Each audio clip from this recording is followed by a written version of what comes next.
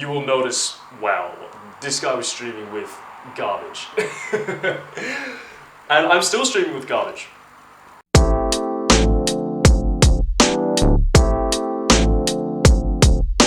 How's it going, everyone? Mr. Trickster here, and today I'm doing a video on the 5 biggest challenges I face as a streamer, from when I was first starting out to now still. I thought this would be a really fun video to make for people who are just starting to stream and want to understand what it's like to be a streamer. Maybe I can give some advice, some helpful advice on how you can overcome these challenges for all of you out there. So my number 1 challenge I faced when I was first starting out to become a streamer was even starting to stream in the first place. I remember looking up some of the biggest streamers out there and seeing what sort of equipment they used for their streams.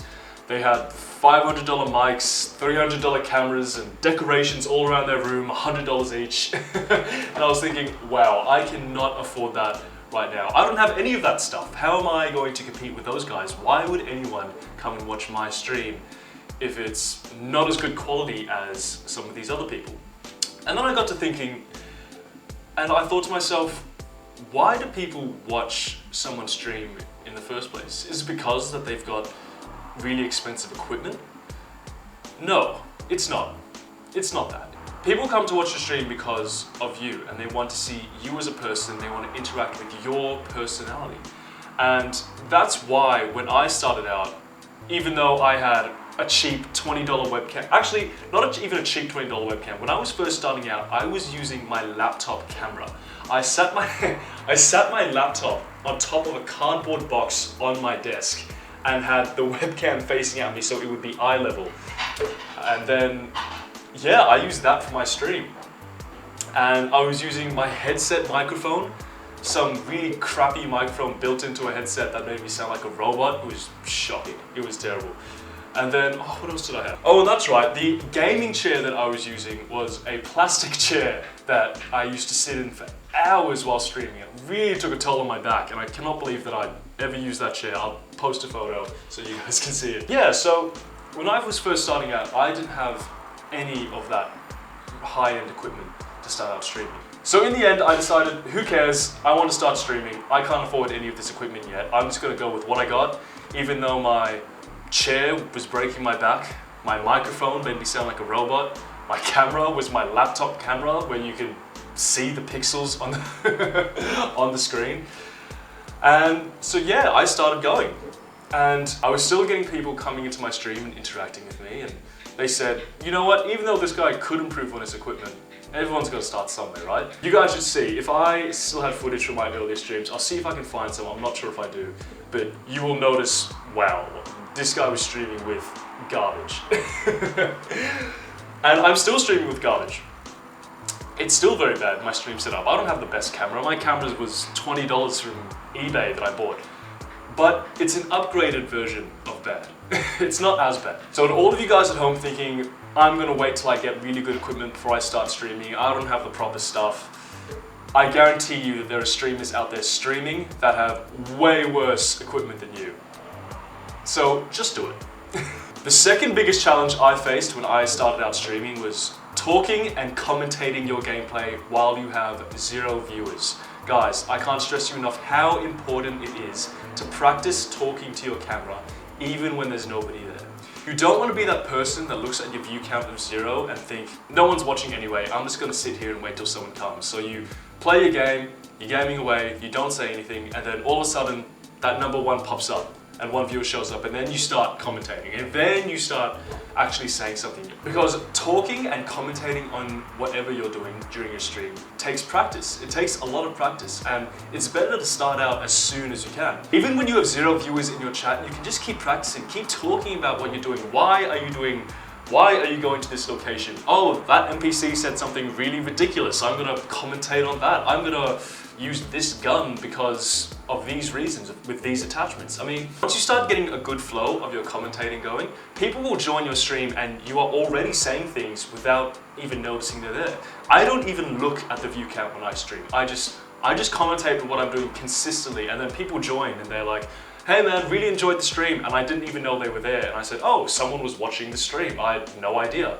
And they said they enjoyed it. That means that they enjoyed me talking to my camera, and they enjoyed me explaining why I'm doing these things in this game. You never know. And it is important to practice as much as you can. Now, some people are going to find talking on stream a lot easier than others, and that's just because of practice and life experience. I've spoken on a camera my entire life. That's why I've always found it really easy to talk on stream. But I am still learning, I'm always practicing, and that's all everyone needs, just practice. So even when there's 0 viewers on your stream, speak, commentate, talk. It's important. The third biggest challenge I faced, and I still face to this day, is picking a stream schedule and sticking to it. You may think sticking to a stream schedule is pretty easy. You pick a time, 3-4 days a week, and you just stream at that time.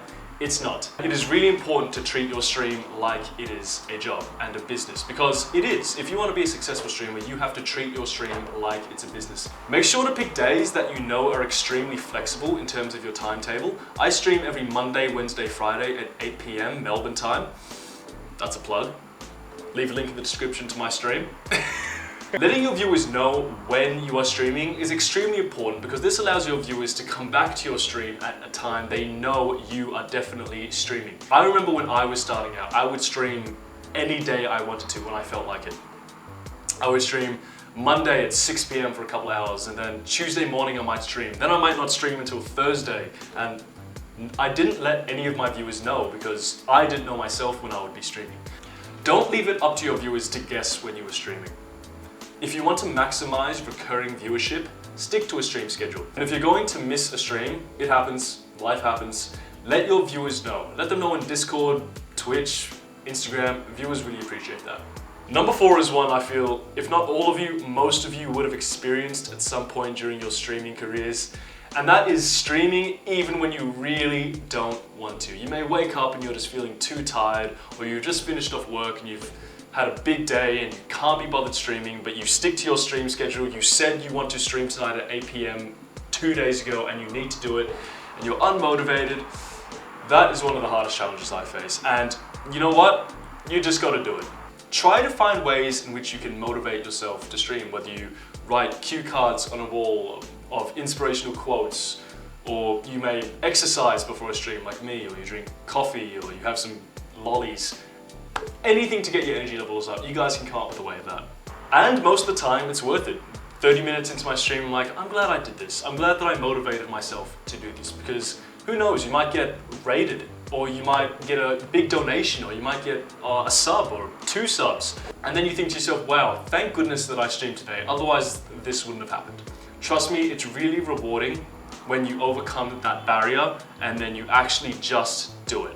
Wow, I've said just do it a lot in the past minute. I feel like I'm sponsored by Nike or something. I'm not sponsored by Nike, guys. Not yet. Now, the 5th and final challenge I face as a streamer is doing more than just streaming. As weird as it sounds, pressing a button, turning on your stream, playing games and talking to people is pretty much the least you can do as a streamer. I use my spare time when I'm not working or streaming to come up with YouTube ideas and work on ways that I can improve my editing skills, to improve YouTube videos, to improve my streaming videos, to edit clips from my Twitch and post it on social media. As most of you know, Twitch isn't a very discoverable platform. You want to branch out your brand to other platforms such as Twitter, Instagram, YouTube as well. Filming YouTube videos is a great way to get discovered on Twitch. But to some of you who may not want to go the YouTube route, I recommend getting clips from your Twitch channel that you or your viewers, your friends have clipped for you, some of the best moments from your stream, and edit them and post them on Instagram. And I'm not saying you just get the clip and then click that little share button on the clip with no editing and just post it, because you can make your clip look way cooler than that. Learn some video editing skills, put some funny voiceovers or edit some background music onto your clips that makes it a bit more funny to watch, or put some commentary on there that makes it a bit more interesting. Something that makes you stand out from the other people who are literally just posting their clips, reposting their clips on social media. Do more than just streaming. And I might make a video that elaborates more on that in the future. In fact, I will make a video that elaborates more on that in the future. Stay tuned. I hope I've given some of you new streamers a rough idea of what you can expect when you start streaming, and some advice on how to overcome those challenges, because you will face challenges that are different from me, different from other streamers, and it's up to you to overcome them. Also, if any of you guys have any questions or just want to have a chat with me and join a really fantastic community, come join my stream. I stream every Monday, Wednesday, Friday, 8 PM Australian Eastern Daylight Time. I play a bunch of games. I mainly talk to my viewers. It's really fun. I'll see you there. This has been Mr. Trickster, and stay healthy, everybody.